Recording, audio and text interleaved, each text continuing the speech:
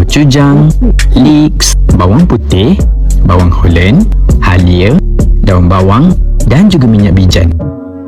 Kacau sebati, lepas tu aku tambah cili padi, daun limau dan juga limau kasturi. Okey, tengok kita orang rasa serius sedap. Walaupun raw, tak ada. Okey, jom teman saya buat yang yong kecap. Saya buat ni versi kurang pedas sebab saya tak makan pedas. Sorry, Hici Zarai, saya ubah resipi. Teh ni dia siap cuci. Penutup keteh tu dia tak bagi. Oh, tak tahulah saya. Nak marah rasa. Teh tu dah siap cuci tapi saya bilah lah dengan air sikit. Saya pakai sarung tangan tu sebab jari saya tergigit. Dodok saya tak pakai lah.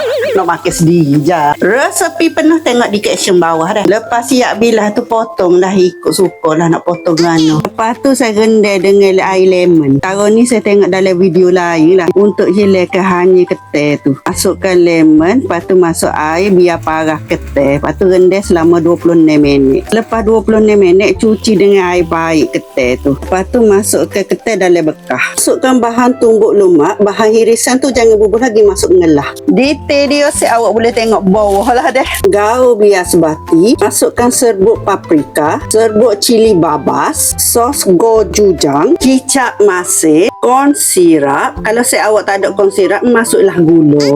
Last sekali masukkan bahan hirisan. Lepas tu gaul lah bias bati. Ya, nampak tak merah lah. Tambah lagi lah 3 sudu besar serbuk paprika. Lepas tu gaul bias bati.